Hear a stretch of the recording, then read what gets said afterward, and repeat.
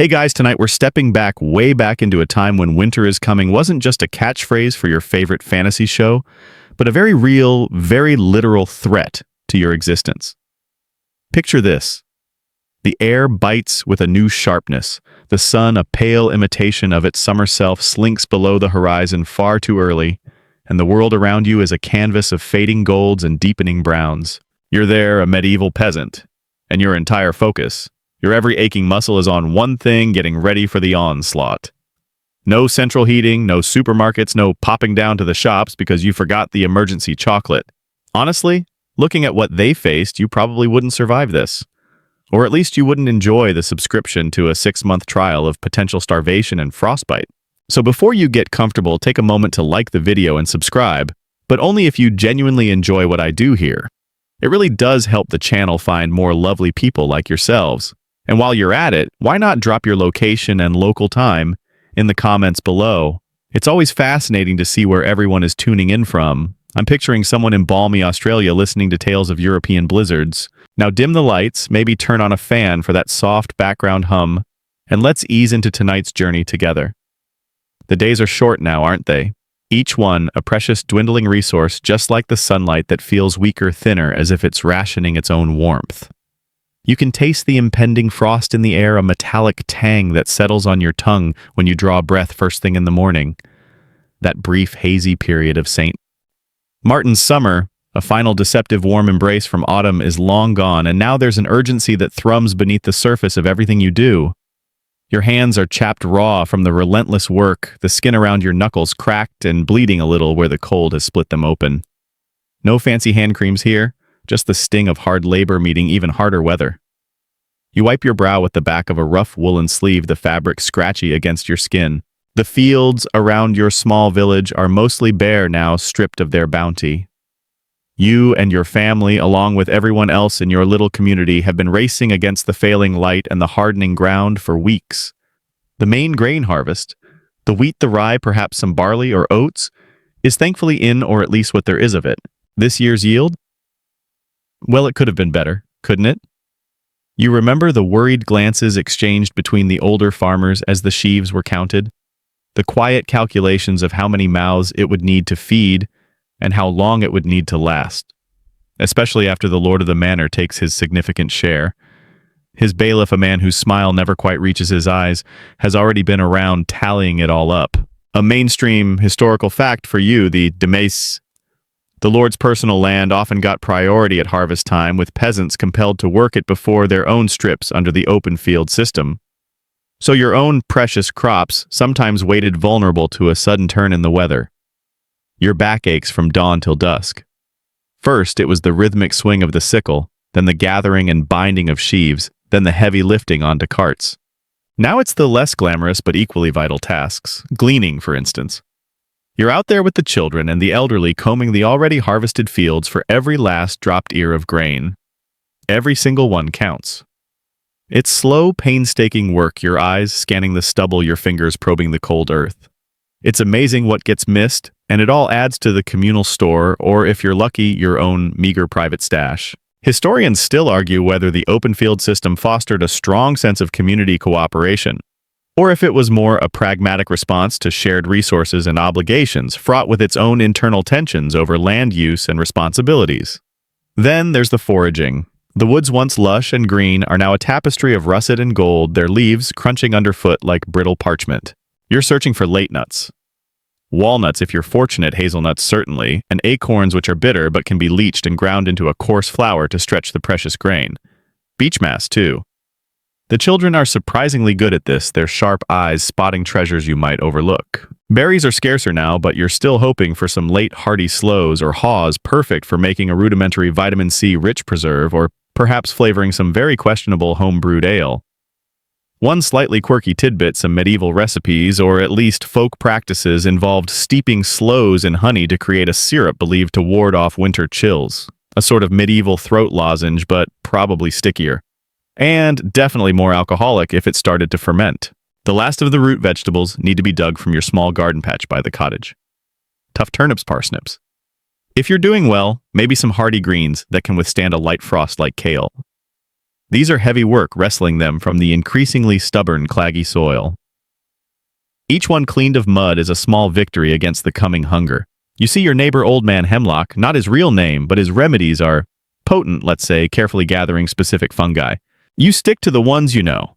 A mistake with mushrooms in these times isn't something you can just walk off after a quick trip to the A&D. He probably thinks you're missing out on some prime fungal delicatessen while you're pretty sure he's one bad cap away from seeing his ancestors. The air carries the scent of wood smoke, a constant reassuring aroma, but also the damp, earthy smell of decay as the last leaves fall and begin to rot. There's a tension in your shoulders that never quite leaves a knot of worry that tightens with every colder gust of wind. Did you mend that section of the wattle fence well enough to keep out a desperate wolf? Or even just a hungrier than usual fox eyeing your precious and probably solitary chicken? Is the roof of your hut truly ready for the weight of snow or the driving winter rain? These are the thoughts that chase each other around your mind as you work a relentless internal monologue of preparation and doubt.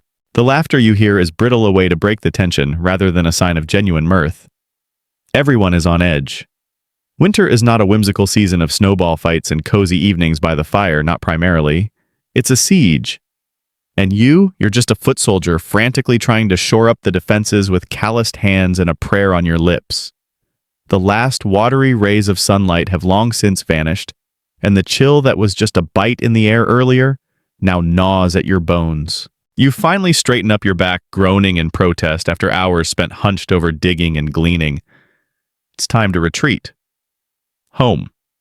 The word itself offers a flicker of comfort, but it's a comfort tempered by reality. Your dwelling isn't exactly a fortress of coziness, more like a very basic, slightly stubborn argument against the elements.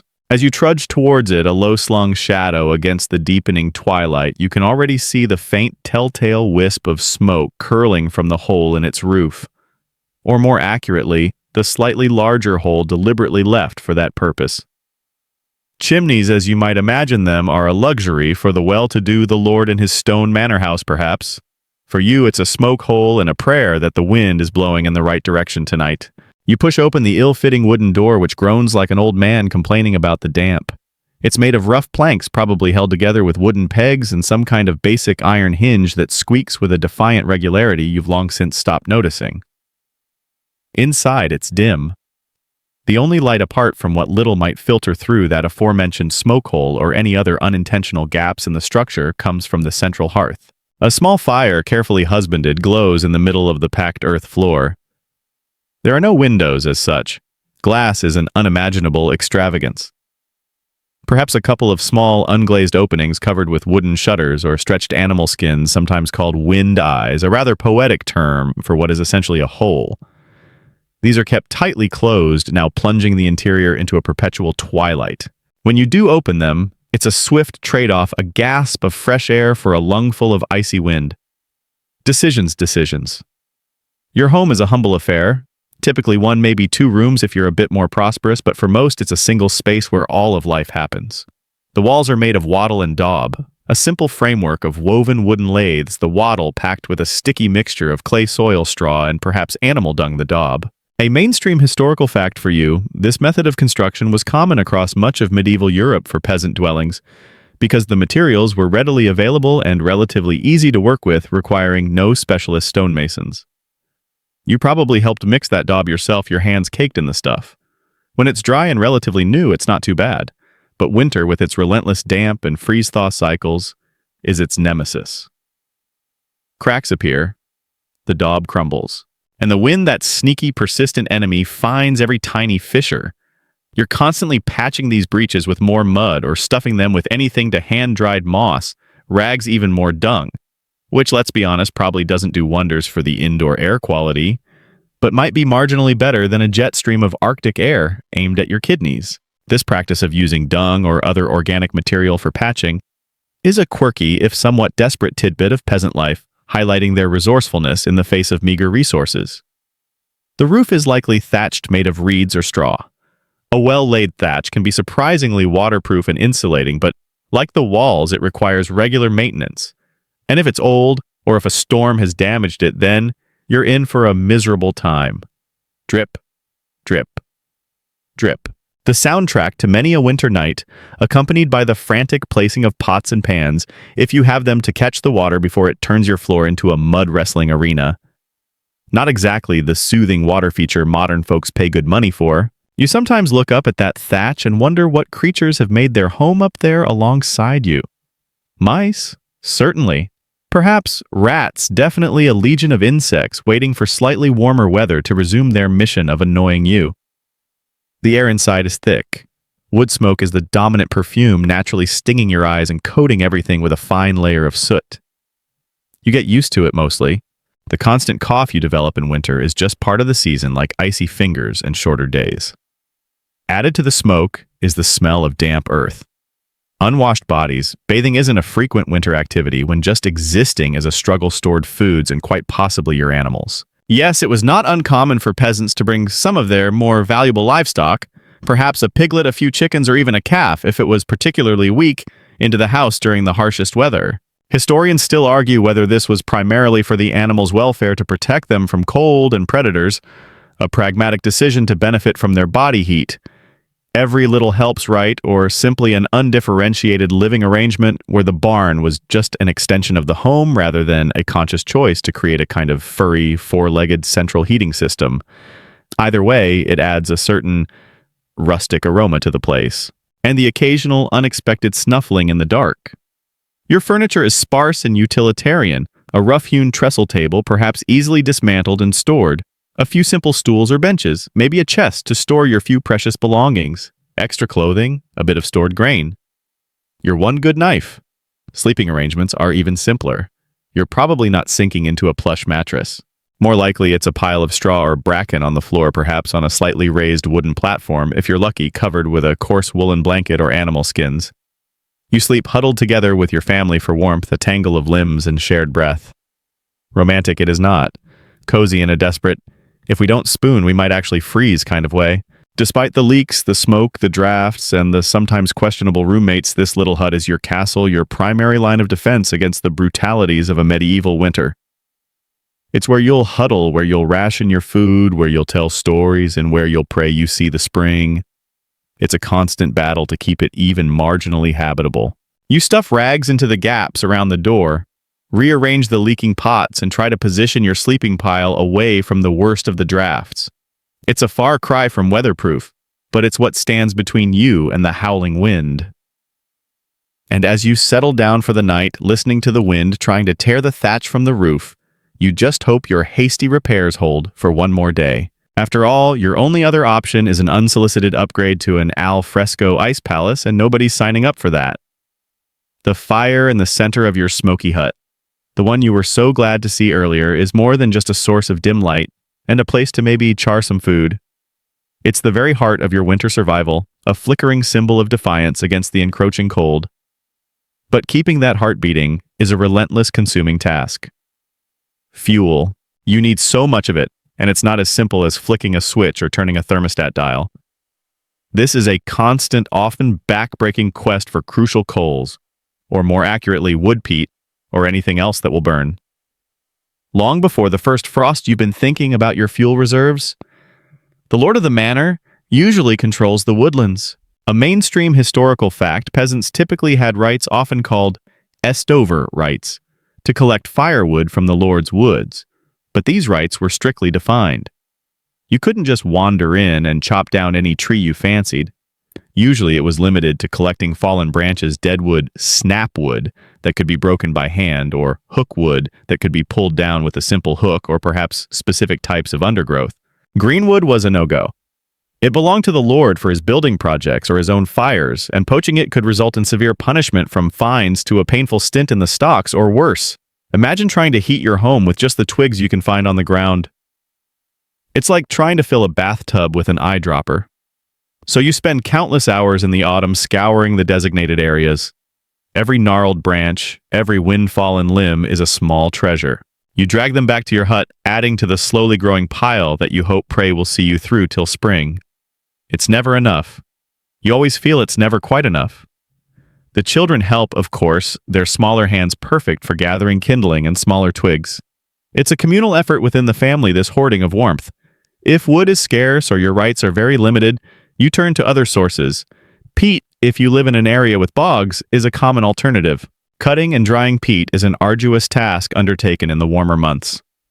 You'd cut the sodden blocks from the earth, stack them to dry in the wind and sun, and then transport them home. Peat burns slowly and gives off a distinctive acrid smoke, which probably adds another layer to that unique indoor perfume we discussed. It's better than freezing, but your lungs might file a formal complaint if they could. One slightly quirky tidbit regarding fuel in some coastal areas: dried seaweed or even dried animal dung, again with the dung, was used as fuel when wood was unobtainable. The dung, pressed into bricks and dried, burned surprisingly well, though one can only imagine the aroma it added to an already fragrant interior. Eau de methane. Perhaps managing the fire itself is an art form. You don't just light a roaring blaze and enjoy the show. That would be a catastrophic waste of precious fuel. Instead, the fire is carefully tended, kept small and efficient. You learn to coax the maximum heat from the minimum wood. Banking the fire at night is crucial. You cover the glowing embers with ash, hoping to keep them alive until morning, so you don't have to go through the laborious process of restarting it from scratch with flint and tinder, or by borrowing a hot coal from a neighbor. That simple act of borrowing fire was a common sign of community interdependence, a small but vital exchange. The hearth itself is a simple affair. A patch of beaten earth, perhaps ringed with a few stones. Above it, you might have a hook or a tripod from which to hang a cooking pot if you're lucky enough to own one that isn't currently catching drips.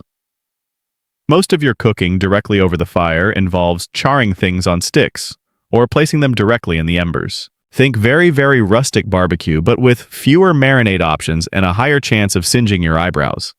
The quest for fuel extends beyond just what you can burn inside your hut. There's the fuel needed for any communal activities. The village bakehouse, for instance, if your village is large enough to have one. Baking bread required a hot oven, and that oven consumed a vast amount of wood. Often, peasants would bring their prepared dough to a communal oven, paying a small fee, usually in kind, like a loaf of bread, to the baker or the lord who owned it. Historians still argue whether these communal ovens were primarily a practical measure to save fuel and reduce fire risk in closely packed wooden villages, or if they were another means for the lord to exert control and extract revenue from the peasantry. It was probably a bit of both. Let's be honest, a shared resource that also served the powerful. And the cold, oh, the cold is a constant thief, always trying to steal the precious warmth you've worked so hard to create. The drafts we mentioned earlier. They're not just annoyances. They're actively sucking the heat out of your home. You're constantly trying to plug them to make your small shelter as airtight as possible, even though you know it's a losing battle. The stone walls of the church or the Lord's manor might hold the cold at bay more effectively, but your wattle and daub hut breathes, and in winter it breathes icy air.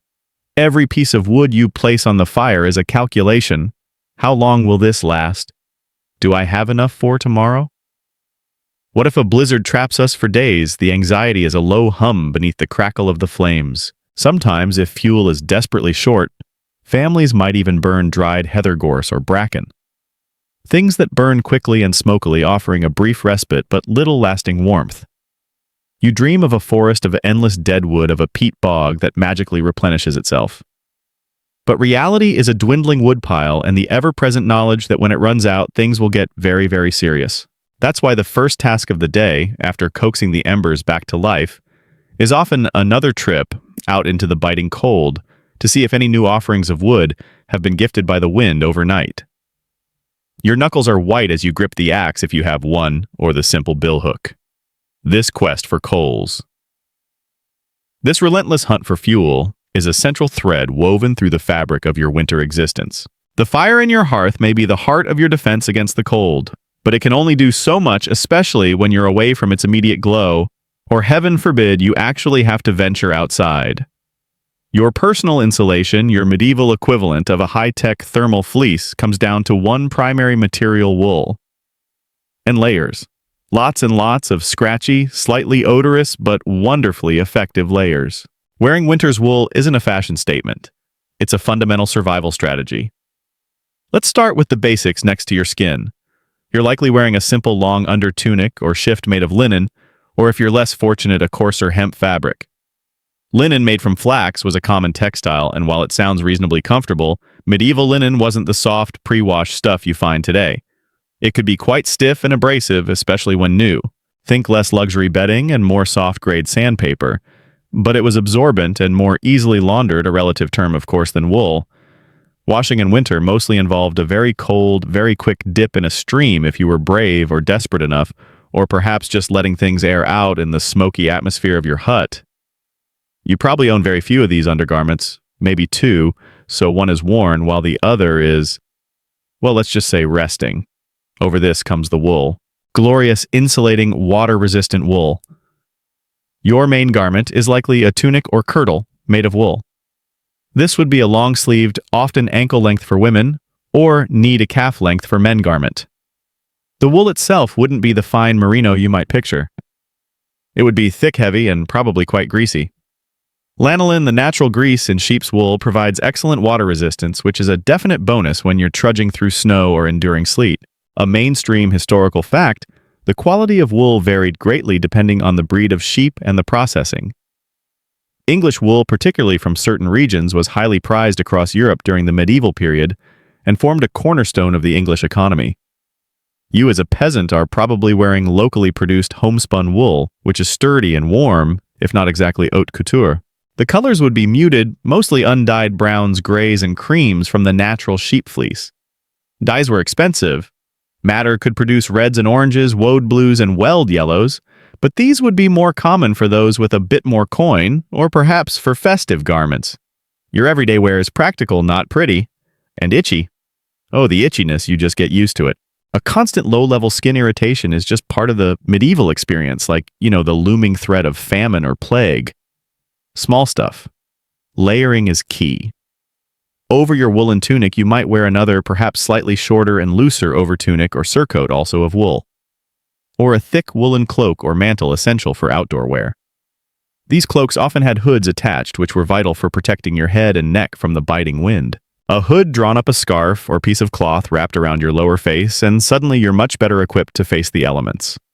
For your legs, men would typically wear woolen hose, basically tight-fitting leggings, sometimes with feet, sometimes ending at the ankle, held up by being tied to a belt or drawstring at the waist.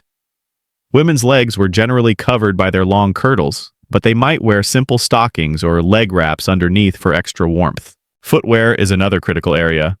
Going barefoot in summer is one thing. In winter, it's a recipe for frostbite. You're likely wearing simple leather shoes or boots. These wouldn't be the perfectly crafted waterproof hiking boots of today. They'd be made of tanned animal hide, probably stiff and prone to leaking. A quirky tidbit about footwear, some peasants wore wooden pattens, which were like overshoes with raised wooden soles strapped on over their leather shoes. These helped to elevate their feet slightly out of the mud, muck, and snow of unpaved village paths and fields. Clever-like medieval platform shoes, but for practicality, not for looking fabulous at the disco. Inside your shoes, you might stuff them with straw moss or scraps of cloth for extra insulation and to try and absorb some of the inevitable dampness. Gloves or mittens? Possibly. Mittens are warmer as they keep your fingers together, but gloves offer more dexterity if you need to work.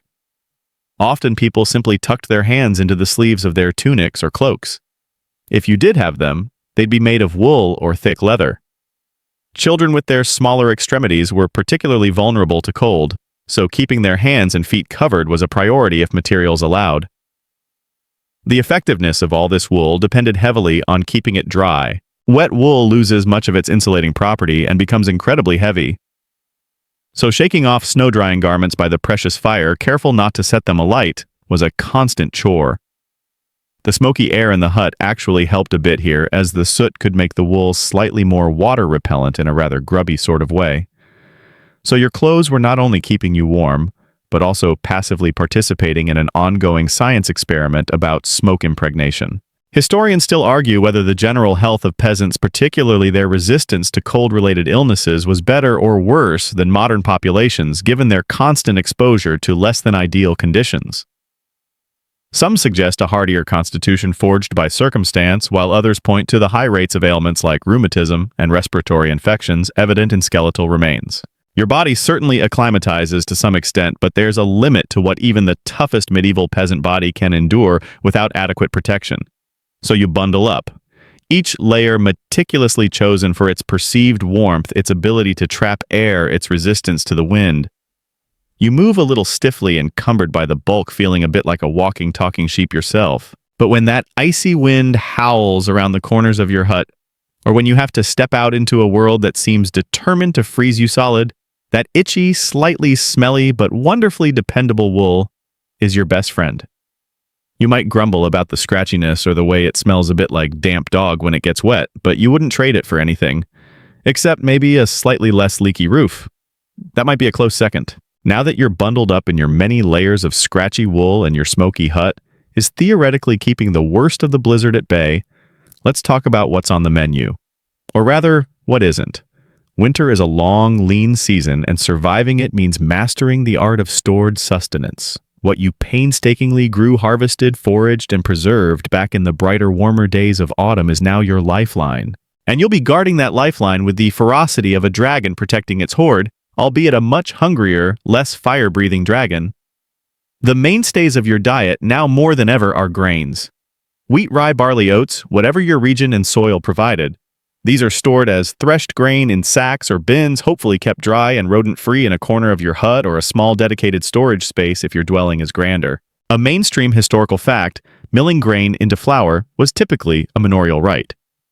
Peasants usually had to take their grain to the Lord's mill and pay a portion of it, the multure, for the service of having it ground. This was another way the Lord extracted value from your labor, and trying to avoid it by using a small illegal hand quern at home could get you into serious trouble. So part of your precious grain store has already gone to the miller. This flour, once you get it back, is the foundation of your winter diet. Bread, of course, is central, not fluffy white loaves, mind you. We're talking dense, dark, and often coarse bread, possibly made with a mix of grains, sometimes with added fillers like ground beans, peas, or even those leached acorns you gathered. It's hearty, it fills your belly, and it provides essential calories. It might also require some serious chewing and could double as a serviceable doorstop if it gets a bit stale. Which it will. Baking would happen periodically, either in that communal village oven we mentioned, another dip into your fuel and flour reserves, or if you don't have access to one, you might make simpler flatbreads or griddle cakes cooked on a hot stone or metal plate over your hearth. Beyond bread, grains are used to make pottage. Pottage is the medieval peasant's ubiquitous, all-purpose, endlessly variable soupy stew. Think of it as a culinary chameleon. The base is usually grains, oats, or barley are common for pottage simmered slowly with water, or if you're lucky, some weak stock. Into this goes whatever else you have. In winter, that means preserved vegetables from your autumn stores. Root vegetables are king here.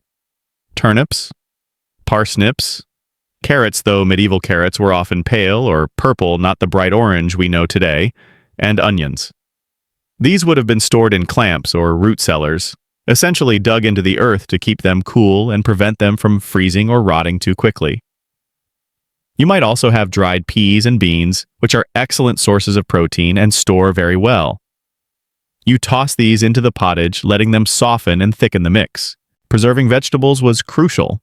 Salting was a common method for some items like cabbage, which could be turned into a sort of sauerkraut. Drying was also widely used for greens, herbs, and even some sliced roots hung from the rafters of your hut, adding to the general rustic decor and occasionally dropping unexpected ingredients into whatever you were doing below. Pickling using vinegar or brine was another option, though vinegar itself might be a homemade, somewhat unpredictable concoction.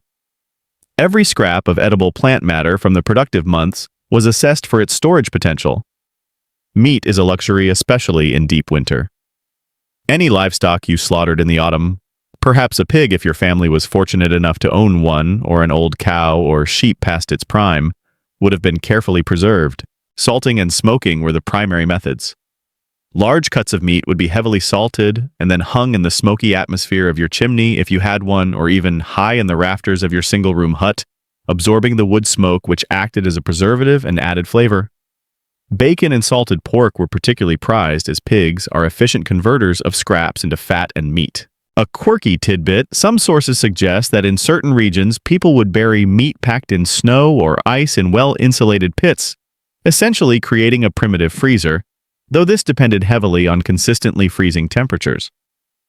That leg of mutton you're eyeing might just have been exhumed from the back garden. Appetizing, no fish.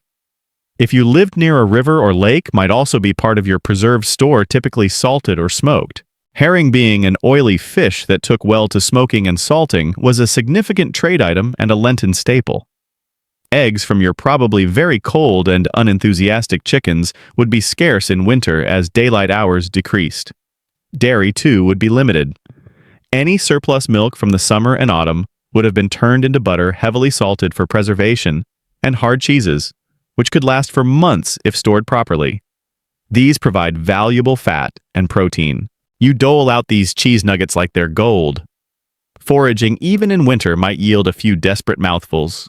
Tough winter greens under the snow, maybe some tree bark or buds if things got really dire, and they often did, especially towards the end of winter.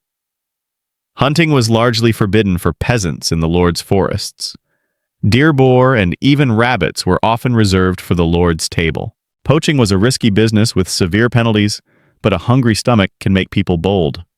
Historians still argue about the actual prevalence and success of peasant poaching, and how much it truly supplemented their diet versus how much it was a desperate act of defiance or survival.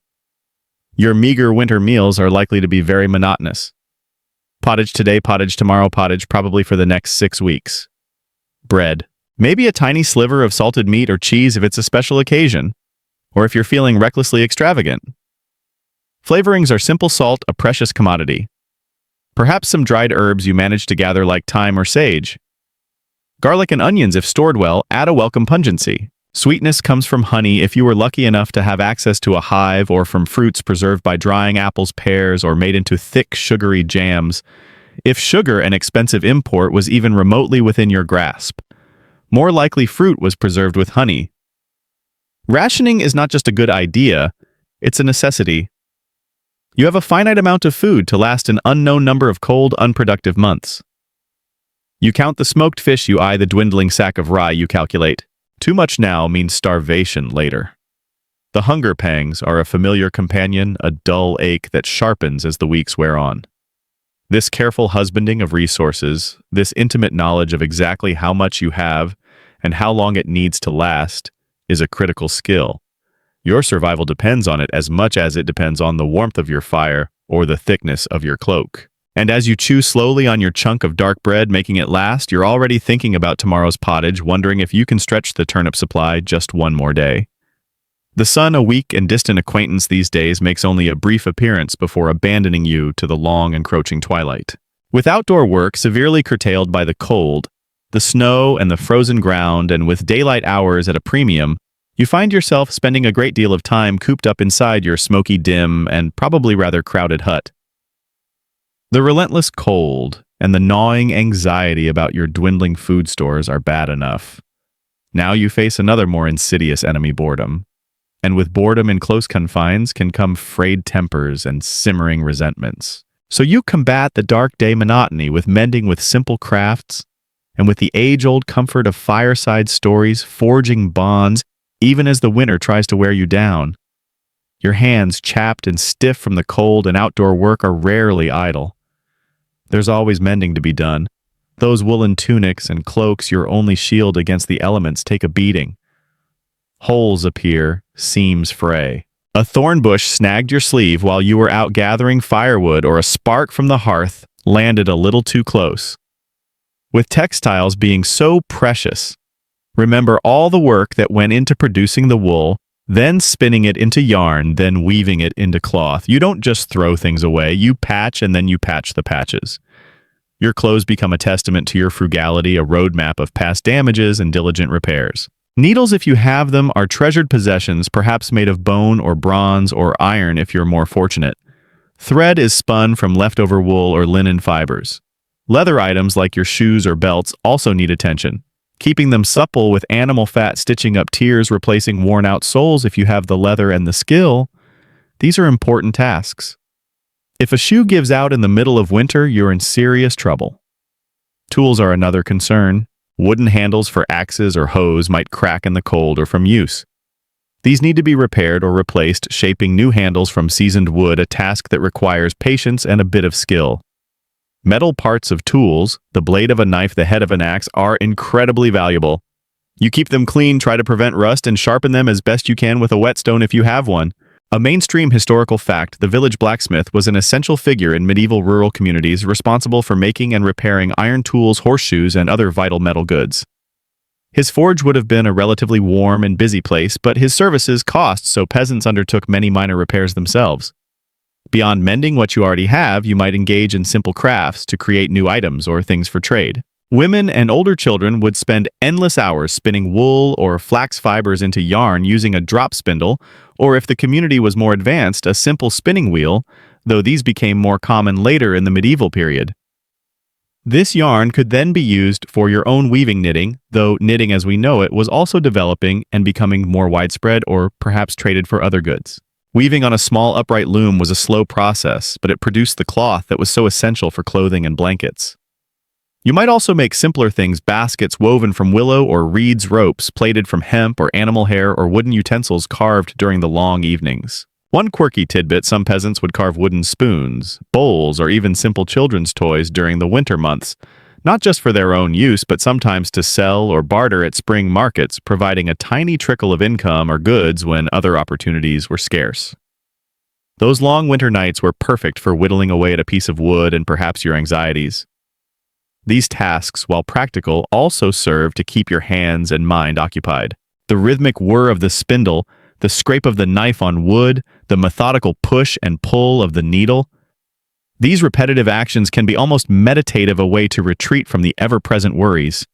The dim light from the fire or a flickering tallow candle made from rendered animal fat, smoky and smelly, isn't ideal for close work.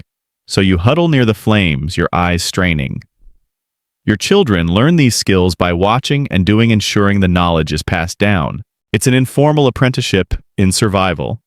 And then there are the stories. As the darkness deepens outside and the wind howls its mournful song, you gather around the fire. This is when the community, or at least your family unit, draws closer. It's too dark and cold for much else. So you talk. You share news from the village, snippets of gossip, concerns about the weather or the Lord's latest demands, and you tell stories, tales of local legends of saints and sinners, of brave knights and cunning tricksters. Some are funny, prompting a rare burst of laughter that briefly lightens the smoky gloom. Some are scary, making the shadows in the corners of the hut dance with imagined phantoms. Probably not the best if you're trying to get the little ones to sleep. But who are we to judge medieval parenting? Many are familiar, told and retold every winter, their repetition a comfort in itself. Songs might be sung, two simple folk tunes with endless verses, their melodies often melancholic but sometimes surprisingly upbeat. Riddles are posed, games are played with knuckle bones or crude dice. These activities are vital for social cohesion, for reaffirming bonds within the family and the wider community when opportunities for larger gatherings occurred, perhaps around festivals. Historians still argue about the precise nature and extent of literacy among medieval peasants, but the oral tradition was incredibly strong. History, morality, entertainment, and cultural identity were all transmitted through these spoken words and shared experiences around the hearth. It wasn't all cozy camaraderie, of course. Tempers could flare in such close, prolonged proximity. The baby is crying, the smoke is stinging your eyes, your stomach is rumbling, and your brother-in-law is snoring like a congested walrus 2 feet away. It's a recipe for irritation. But the shared work, the shared stories, the shared struggle, these often forged a resilience and interdependence that was essential for getting through the harsh realities of winter. You mended your clothes, but you also, in a way, mended the social fabric. One story, one shared task, one quiet evening at a time, warding off the encroaching darkness both outside and within. It was a way of reminding yourselves that you were not just isolated individuals enduring hardship, but a family, a community facing it together. And sometimes, just sometimes, the flickering firelight would catch a smile, a genuine one, and for a moment, the cold and the hunger would recede just a little. The endless gnawing damp and the pervasive chill of your smoky, drafty hut aren't just uncomfortable. They're breeding grounds for a host of unwelcome visitors. Ailments, aches, and fevers that can lay you low when you can least afford it. Battling winter maladies is a constant, often losing fight, making your already precarious health an even more precious and fragile treasure. Forget popping a pill for a headache or getting an antibiotic for that nasty cough. Your options are far more limited and often far stranger. The most common complaints are unsurprisingly respiratory. Coughs, colds, lung infections, what they might have vaguely termed agues or fluxes, thrive in these conditions. Everyone around the constantly smoking fire is inhaling particulates, and the damp air that seeps through the walls and roof doesn't help. Your scratchy throat, the one you've had since November, feels like a permanent fixture. Sometimes it develops into a deeper, rattling cough that shakes your whole body and makes your chest ache. You try to soothe it with sips of warm water if you can be bothered to heat it, or perhaps with a concoction of honey and herbs if you have any. Remember old man Hemlock and his herbal remedies? Now's his time to shine, or at least to offer pungent brews that might taste terrible but offer a sliver of hope, or at the very least a powerful placebo effect. A mainstream historical fact, medical care for peasants was extremely basic or non-existent in the way we understand it. Physicians were rare, expensive, and largely served the wealthy in towns and courts. For everyday ailments, you relied on folk remedies, local wise women, or cunning men who had a knowledge of herbal medicine passed down through generations, and of course prayer. The local monastery might also have an infirmary and brothers with some medical knowledge, but access for a common peasant could be limited, especially in a remote village. Your joints ache, the cold seeps into your bones, aggravating any old injuries and making movement painful. Rheumatism, arthritis, whatever name you give it, it's a constant companion for many, especially the elderly. You try to keep moving to keep the blood flowing, but some days just getting up from your straw pallet is an agonizing effort. The young and the old are, as always, the most vulnerable. Infants and young children with their less developed immune systems can succumb quickly to fevers or dysentery, a grim reality when sanitation is rudimentary and water sources can be easily contaminated, especially if animals are sharing your living space. Remember them. The elderly, already weakened by a lifetime of hard labor and poor nutrition, can be tipped over the edge by a bad chill or a persistent cough. Every winter sees a culling, a stark reminder of human frailty. Skin problems are rife too. Chilblains, those itchy, swollen, painful patches on fingers and toes caused by repeated exposure to cold, are a common misery. Your chapped hands, already raw from work and weather, can become infected. Lice are a constant presence no matter how often you try to comb them out or get a family member to do the delightful task of delousing you. Scabies, an intensely itchy rash caused by mites burrowing into the skin, could spread rapidly in crowded living conditions. Your winter wardrobe of many unwashed woolen layers doesn't exactly help with skin hygiene. You just scratch and endure. If you're seriously ill, what are your options? Bleeding was a common medical practice based on the theory of balancing the body's humors. A local barber surgeon? Yes, barbers often performed minor surgery and tooth pulling, or perhaps that same wise woman might perform it using a lancet to open a vein. It probably did more harm than good in many cases, weakening an already sick person. Herbal remedies formed the mainstay of treatment. Poultices made from various plants might be applied to wounds or swellings.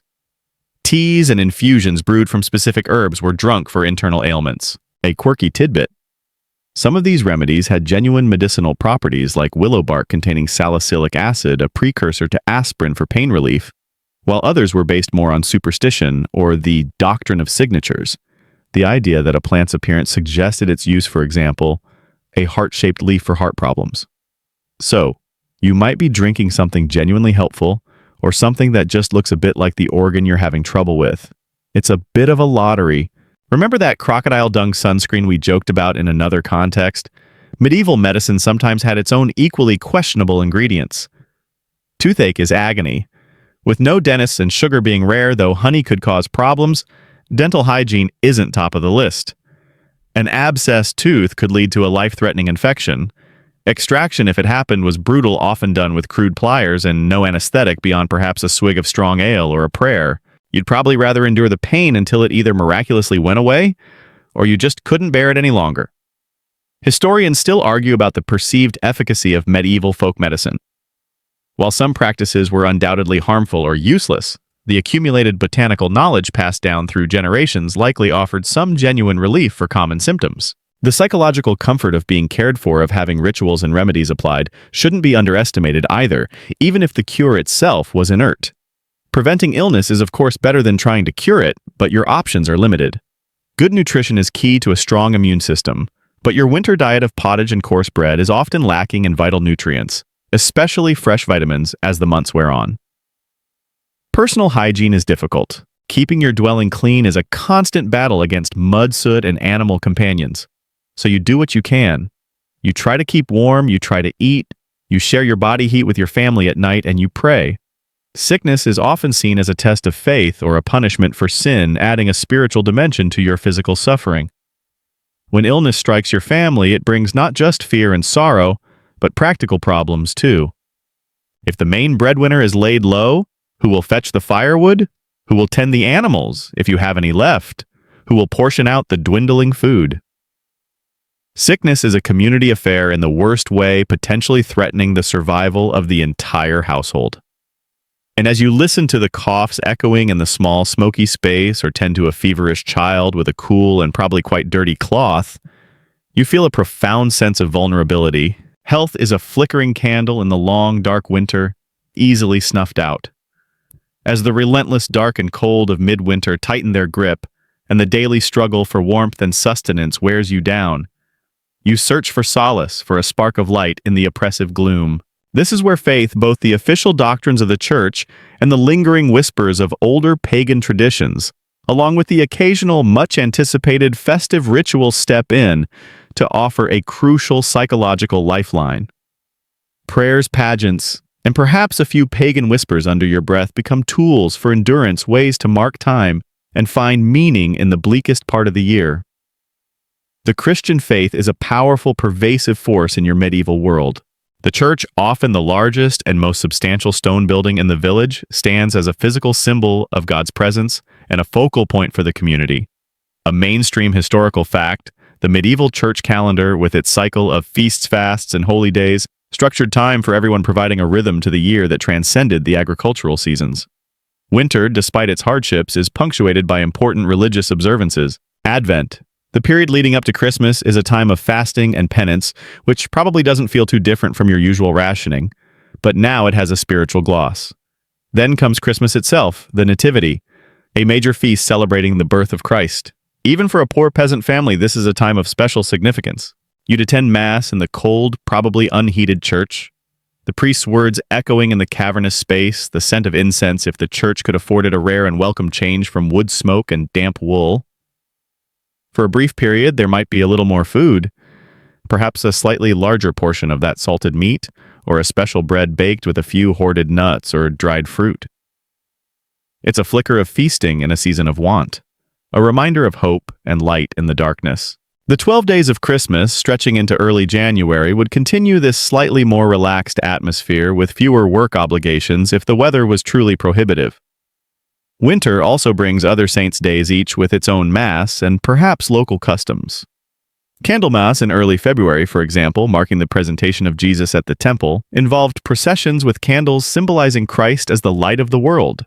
This festival, with its emphasis on light, would have been particularly potent in the dying days of winter, offering a tangible promise of the sun's eventual return.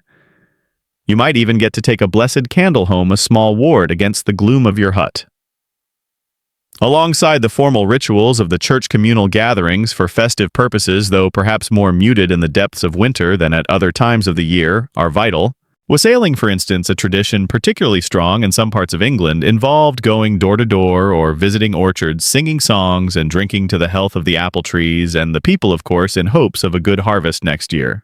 A quirky tidbit, sometimes this involved pouring cider on the tree roots, or even placing cider-soaked toast in the branches for the robins seen as spirits of the orchard. It's a charming blend of Christian well-wishing and much older nature-based beliefs. Think of it as medieval carol singing with an agricultural twist and better booze. The church might also be the venue for simple religious plays, especially around Christmas or Easter, mystery plays depicting Bible stories performed by local people. These were a form of entertainment, education, and religious instruction, all rolled into one, often with a good dose of bawdy humor thrown in, much to the occasional chagrin of the stricter clergy. You'd stand in the cold church, or perhaps the churchyard, watching familiar tales brought to life, a welcome distraction from your everyday grind. But beneath the official layer of Christian observance, older beliefs often lingered, especially in rural communities. These were the echoes of paganism, the folk traditions that had been part of the land for centuries before the arrival of Christianity. People might still whisper charms against ill luck or sickness, observe old superstitions about the winter solstice, or leave small offerings for unseen spirits of the household or the land, just in case. Historians still argue about the extent to which these pagan survivals were genuinely distinct belief systems, versus how much they had become integrated into a kind of folk Christianity where old customs were given new Christianized meanings or simply coexisted with official doctrine. Was leaving out a bit of bread and milk by the hearth an offering to a brownie or house spirit, or just a way of placating, well, something you didn't want to upset? The fear of the supernatural could also be heightened in the long, dark nights of winter.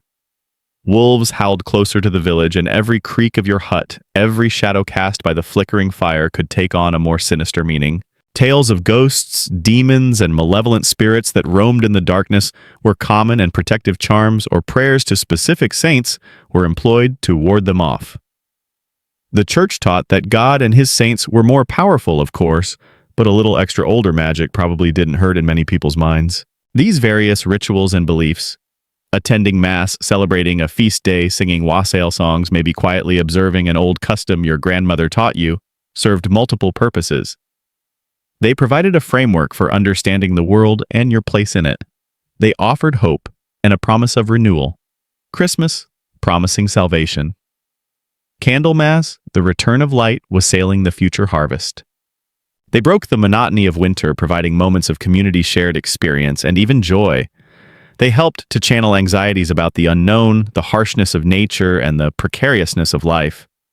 So you huddle in the dim church, the Latin phrases of the Mass washing over you, their meaning perhaps only partially understood, but their familiarity comforting.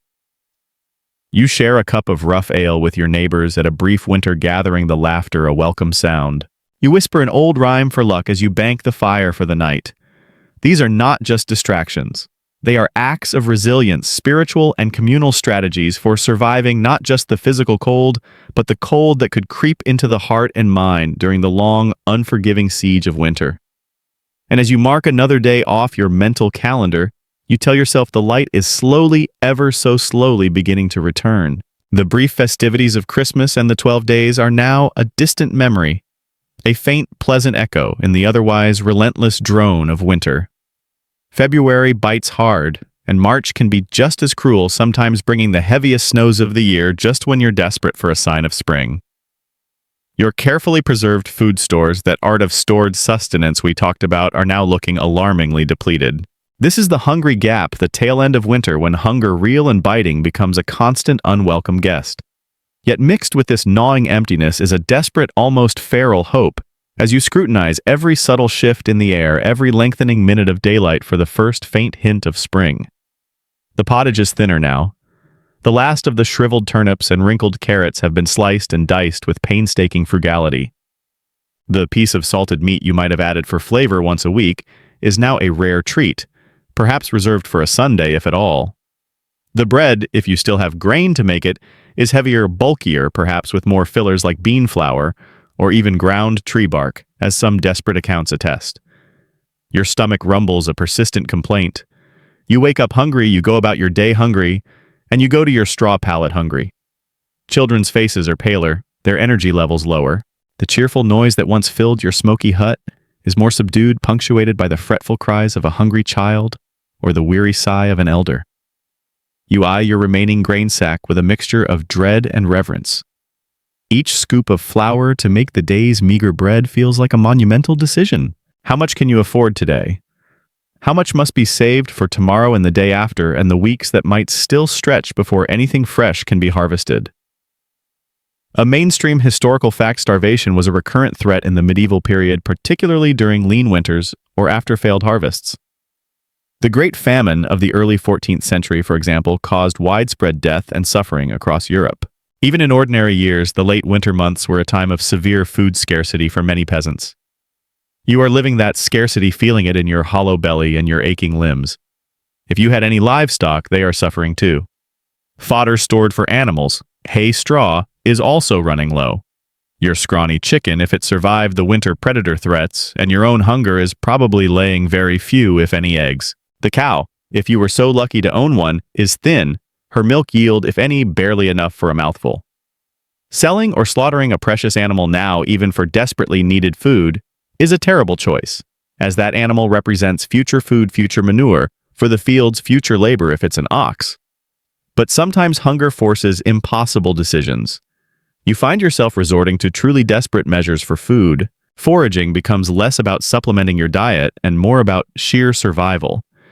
You're out in the biting wind, scouring the thawing patches of ground for any edible weed that might be brave enough to show its face. Nettles boiled. They lose their sting and are nutritious dandelions, wild garlic if you're very lucky. You might be collecting shellfish from the icy shores if you live near the sea, or trying to catch small fish in the still frigid rivers, your hands numb from the cold water. One quirky tidbit regarding desperate food sources: some historical accounts mention people eating elm bark, boiled leather scraps, or even clay mixed with a little flour during times of extreme famine. Hopefully you haven't reached that point, but the knowledge that such things are possible lurks in the back of your mind. It certainly puts your thin pottage into perspective. Yet amidst this pervasive hunger and the bone-deep weariness of a winter that seems to have overstayed its welcome by several lifetimes, hope begins to flicker. You notice with a surge of something like joy that the sun seems to climb a little higher in the sky each day. The daylight lingers for a few precious minutes longer in the evenings. These aren't just abstract observations, they are lifelines. More daylight means the promise of warmth, the eventual greening of the land. You watch the trees. Are the buds beginning to swell ever so slightly? Is there a faint flush of color returning to the bare branches that isn't just the rust of old leaves? You listen for the birds. Is that a new song, a different call from the hardy sparrows and crows that have been your only feathered companions all winter? The return of migratory birds is a powerful sign that the great turning of the seasons is truly underway. Historians still argue about how accurately medieval peasants could predict weather patterns based on natural signs versus relying on a combination of experience folklore and the church calendar. But your senses are heightened, attuned to every nuance of the natural world because your survival literally depends on reading it correctly. The quality of the air changes too. One morning you might step outside your hut and the wind, while still cold, doesn't have that same vicious, bone-chilling bite. There's a hint of damp earth, of thawing life in its breath, rather than just the sterile scent of snow and ice. The snow itself, when it falls now, might be heavier, wetter, melting more quickly, rather than the dry, powdery stuff that just accumulates and deepens your misery. These are all tiny victories, carefully noted and discussed with your family and neighbors. Did you feel that the wind is shifting? I saw a snowdrop by the south wall of the church. These observations are hoarded like precious crumbs of food. This period is a knife edge. Your body is weakened from months of cold and poor nutrition. You're more susceptible to any lingering illnesses. But your spirit, paradoxically, might be starting to rally, fueled by these faint signals of impending change. The work of mending and crafting inside the hut continues. But now there's a new undercurrent of anticipation. Soon, if the weather holds, if the spring truly arrives, the grueling work of plowing and planting will begin. It's daunting, but it's also the promise of food of life. The hungry gap is a crucible burning away everything but the most fundamental will to survive and the desperate hope for the relief that only spring can bring. You chew on a tough piece of nettle and you dream of green shoots. The relentless siege of winter is finally blessedly showing signs of breaking. It's been a brutal, bruising encounter, a months-long attrition warfare against cold, hunger, and darkness. You've made it through, or at least you're still standing, albeit weakened, wary, and acutely aware that the victory isn't quite complete. The light you've been so desperately welcoming is growing stronger each day. The sun feels almost friendly again, and the first brave colors of spring are tentatively dabbing the landscape. But the hungry gap we just navigated isn't a clean break. Its shadow still stretches, and the period before the new growth truly offers sustenance is still a daunting, precarious bridge to cross. Your body certainly feels the toll of the past months. You're thinner, your clothes hanging a little looser, though it's hard to tell under all those woolen layers you're still reluctant to shed completely. The mornings are still crisp, and the nights can bring a surprising frost. Your energy reserves are low. That last push getting through February and March with dwindling food and even more dwindling hope has left its mark. A mainstream historical fact, mortality rates often spiked in late winter and early spring, not just from cold and starvation directly, but because weakened immune systems succumbed to diseases that might have been shrugged off in healthier times. So while the worst of winter's direct assault may be over, you're not out of the woods quite literally when it comes to risk. You venture out of your hut more readily now, blinking in the strengthening sunlight. The air, though still cool, smells different. Of damp earth, new growth, and the promise of renewal, a welcome change from the stagnant, smoky fug of your winter confinement. The village is slowly stirring back to life. Faces look gaunt, etched with the hardship of the season, but there's a new light in people's eyes, too. A reflection of the returning sun and the shared relief of having endured. The sounds are changing as well. The mournful howl of the winter wind is being replaced by the chirping of more birds, the distant bleating of a newborn lamb if any ewes were strong enough to carry to term and survive, and the general hum of renewed, albeit still cautious activity. The immediate task is preparing the fields. The Lord's bailiff will soon be chivying everyone to get the demesne land plowed and sown. Your own small strips in the open fields also cry out for attention. The heavy medieval plow, likely shared among several families, or provided by the manor, needs to be readied. If you have an ox, or can pool resources with neighbors for a plow team, you'll soon be guiding it through the still clumpy cold soil. It's back-breaking work, especially when you're already weakened by months of near starvation. Every step is an effort, every furrow turned a small triumph of will over exhaustion. Food is still desperately scarce. Those first green shoots you were dreaming of, wild garlic, young nettles, a few early sorrels, are now being eagerly harvested. They're not much, but they provide a vital splash of fresh nutrients and a welcome change from the monotonous preserved fare. A quirky tidbit related to early spring foraging: some people believed that the first greens of spring had special purifying properties, helping to cleanse the body of the sluggishness and ill humors accumulated during winter. So that handful of bittercress isn't just food, it's your medieval detox plan. Much cheaper than a spa weekend, though probably less relaxing. Your small garden patch by the hut also needs attention. You're turning over the soil, hoping it's warm enough to sow a few early seeds, perhaps some hardy peas or broad beans, quick-growing radishes if you have the seeds. These will be the first truly cultivated crops to mature, and you tend them with an almost fierce devotion, protecting them from late frosts and hungry birds. Every tiny seedling is a symbol of future feasts, or at least less thin pottage. Historians still argue about the psychological impact of enduring such prolonged periods of hardship and deprivation on the medieval peasant psyche. Did it foster a stoic resilience, a fatalistic acceptance of life's harsh realities, or a deep-seated anxiety and fear that shaped their worldview? It was likely a complex mix of all these things. You've seen death up close this winter, perhaps an elderly neighbor, a frail child. You've known gnawing hunger and piercing cold. These experiences don't just vanish with the retreating snow. They become part of you, woven into the fabric of your memory and your understanding of the world. The social bonds tested and strained during the winter confinement, remember those potential frayed tempers, and your snoring brother-in-law are now being reaffirmed in the communal labor of spring. You work alongside your neighbors in the fields, sharing tools, advice, and perhaps a bit of weary camaraderie. The shared suffering of the winter months can forge a powerful sense of community, a mutual understanding of what it takes to survive. Even as you welcome the light and warmth, there's a wariness. A late frost, a sudden storm, a pest that devours the new seedlings. These are ever-present worries. You don't dare to fully relax, to fully trust that the good times are here to stay. The memory of winter's iron grip is too fresh. But still, there is undeniable relief. The days are longer than the nights now. The relentless, consuming need to simply find fuel to stay warm is lessening. The birds are singing with a conviction that feels genuine, not just a desperate chirp in the face of a blizzard. You survived. You made it through the bleakness. You look at your family, your neighbors, and you see the same mixture of exhaustion and tentative hope reflected in their eyes. The battle was brutal, the losses perhaps keenly felt, but you endured. And as you stand in the pale spring sunshine, feeling its weak warmth on your face, you allow yourself a small, tired smile. Winter is over. Now the work of rebuilding, of regrowing, of preparing for the bounty of summer and autumn, and inevitably the next winter, begins. The worst of the cold has passed, and a gentle, pervasive quiet settles over you, much like the softening light of a long spring evening.